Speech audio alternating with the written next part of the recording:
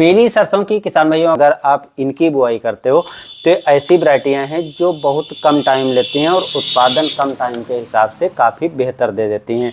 देखिए इस वैरायटी की अगर हम बात करें तो इसका श्री कृष्णा सीड्स नाम से है और ये छुटकी वैरायटी नाम से आती है, यानी जो वैरायटी का नाम है यहाँ पर आपको हम दिखा देते हैं। तो यहाँ पर आप देख सकते हो ये लिखा है मस्टर्ड छुटकी, ये मस्टर्ड छुटकी है। और अगर हम इसकी सम्राट की बात करें तो सम्राट पे ऊपर ही लिखा हुआ है छुटकी, और यदि हम वैरायटी की बात करें तो मस्टर्ड छुटकी नाम इस पे भी लिखा हुआ है। यानी इसका नाम छुटकी इसलिए दिया गया है क्योंकि ये छोटे पौधे होते हैं, इनके पौधे ये 2 से 2.5 इंच तक ही बाहर निकलते हैं, तभी से इन पौधों में नई ब्रांचें निकलना चालू हो जाती हैं और 3 से 4 इंच तक ही मात्र पौधा आता है, इसमें शाखाएं निकलना चालू हो जाती हैं। कम अवधि की है, छोटे पौधे में शाखाएं निकल जाती हैं और जिसके कारण काफ़ी ज़्यादा शाखाएं निकलती हैं और फलियां काफ़ी अच्छी बनती हैं। पौधे की हाइट की बात करें तो लगभग 1.5 से 2 फुट तक ही पौधे की हाइट रहती है। अब आप सोच रहे होंगे 1.5 से 2 फुट की हाइट रहती है तो उत्पादन कितना मिलेगा, तो दोस्तों ऐसा बिल्कुल नहीं है। अगर आप छुटकी वैरायटियों की बुआई करते हो तो उत्पादन आपको 1 एकड़ में 6 से 7 कुंतल तक आसानी से मिल जाता है।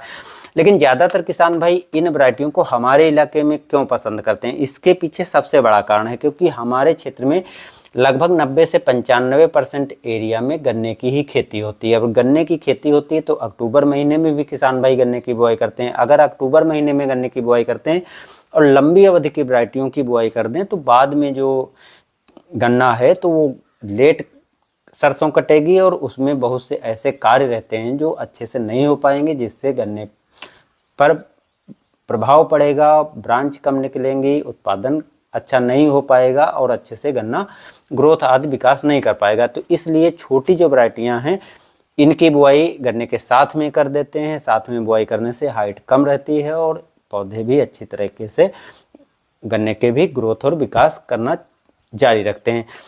दूसरी चीज़ ये है कि कम अवधि की होने के साथ साथ जो है जल्दी कटाई हो जाती है, तो बाद में जो सिंचाई आदि जो चीज़ें करनी है वो आसानी से समय मिल जाता है।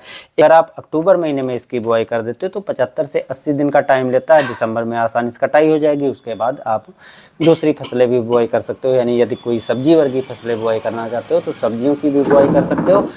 और उसके बाद सब्जियों की बुआई करने के बाद आप मार्च में गन्ने की भी बुआई कर सकते हो। अगर आप इसको लेट लगाते हो, क्योंकि हमारे वहाँ होता क्या कि अभी चीनी मिल नहीं चली है, लेट चलेगी, दिसंबर तक चीनी मिल पेड़ी गन्ना ख़त्म करेगी। तो अगर आप दिसंबर में कोई खेत खाली होता है तो इतने विकल्प नहीं बचते हैं।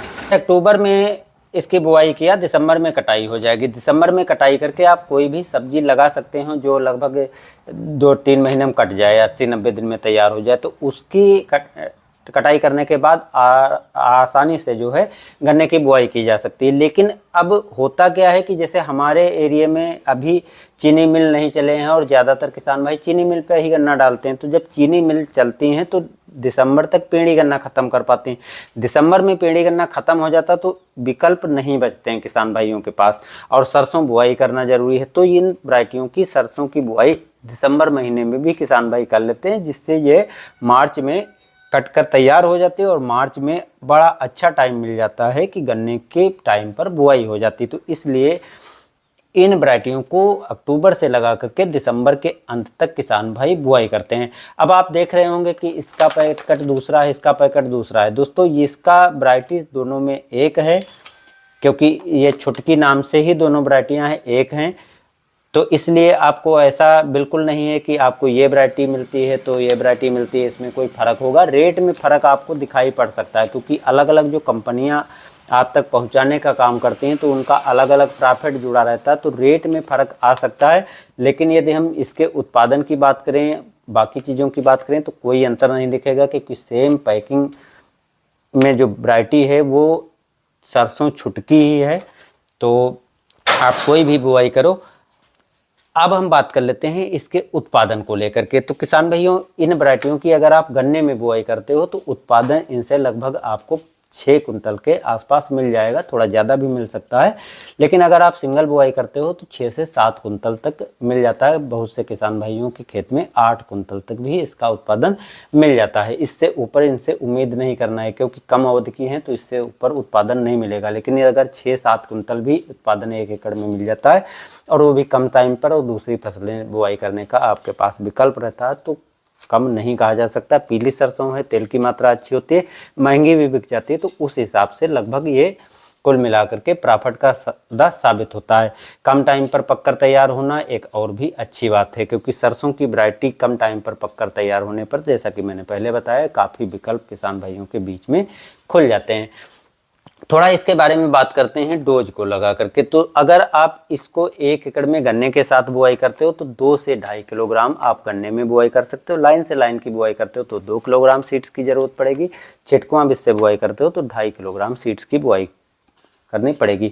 सिंगल खेत में अगर आप बुआई करना चाहते हो तो सिंगल खेत में आप इस वैरायटियों की बुआई लगभग 3 किलोग्राम करेंगे, क्योंकि जैसा कि वैरायटी के नाम से ही पता चलता है, छुटकी यानी पौधे छोटे होंगे तो ज़्यादा इसका फैलाव नहीं होता है। ब्रांच तो ज़्यादा निकलती हैं, नीचे से फलियाँ भी फलना चालू हो जाती हैं, लेकिन पौधे की हाइट कम होती, इसलिए मात्रा आपको ज़्यादा डालनी पड़ेगी, जिससे पौधों की संख्या ज़्यादा होगी और उत्पादन ज़्यादा मिलेगा। अगर आप इसकी मात्रा बहुत कम डालते हो तो उत्पादन आपको कम मिलेगा। बाकी बुआई के टाइम पर अगर आप गन्ने के साथ बुआई करते हो तो सरसों की बुआई के लिए आपको अलग से सरसों के लिए उर्वरक डालना पड़ेगा, गन्ने की उर्वरक अलग से रहेगी।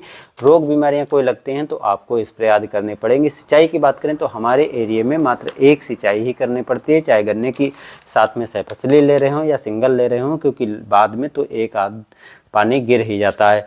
बाकी अगर आप अपने क्षेत्र में लगाते हो तो आपके क्षेत्र के हिसाब से जो चीज़ें रहती हैं तो हो सकता है 2 पानी लगाना पड़े, इसके ऊपर आपको सिंचाई करना नहीं पड़ेगा, क्योंकि मात्र 60 से 65 दिन में 70 दिन में तैयार हो जाती है। पहला पानी तो आप 25-30 दिन पर लगाओगे, दूसरा पानी लगाओगे तब तक फलियाँ बन चुकी होंगी, तो इसके ऊपर सिंचाई नहीं करनी पड़ेगी। बाकी यदि हम प्राइस के बारे में बात करें तो दोस्तों ये अलग अलग कंपनी के प्राइस आपको अलग अलग मिलते हैं, तो यहाँ पर प्राइस की हम बात नहीं कर रहे हैं। अगर आप पीली सरसों की और डिटेल से चाहते हो जानकारी, कब बुआई करना है, कितनी मात्रा में बुआई करना है, कितनी मात्रा उर्वरक की डालना है, ऐसी जानकारी अगर आप चाहते हो तो मेरा एक छोटा सा PDF आपको सरसों की वैरायटियों की बुआई को लेकर के मिल जाएगा, जिसमें खासतौर से पीली सरसों की बुआई की जानकारी हम पूरी देंगे, जो आप 50 रुपये में ही खरीद करके और उसको आराम से पढ़ सकते हो, टोटल चीज़ जान सकते हो, कौन सी रोग बीमारियां लगती हैं, उसके बचाव के उपाय, उर्वरक, सिंचाई, सब कुछ आपको डिटेल से जानकारी उसमें मिल जाएगी। नीचे हम लिंक दे देंगे डिस्क्रिप्शन में, वहां से जा कर के आप क्लिक करोगे तो सीधे आपको जानकारी पहले मिल जाएगी कैसे आपको PDF खरीदनी है। तो अगर आप पीली सरसों के बारे में और भी जानकारी चाहते हो तो कमेंट में ज़रूर बताइएगा। बाकी आने वाले समय में जो जो चीज़ें इसमें हम करेंगे वो चीज़ें भी आपको हम बता देंगे। तो बस दोस्तों, मिलते हैं नए वीडियो के साथ। धन्यवाद।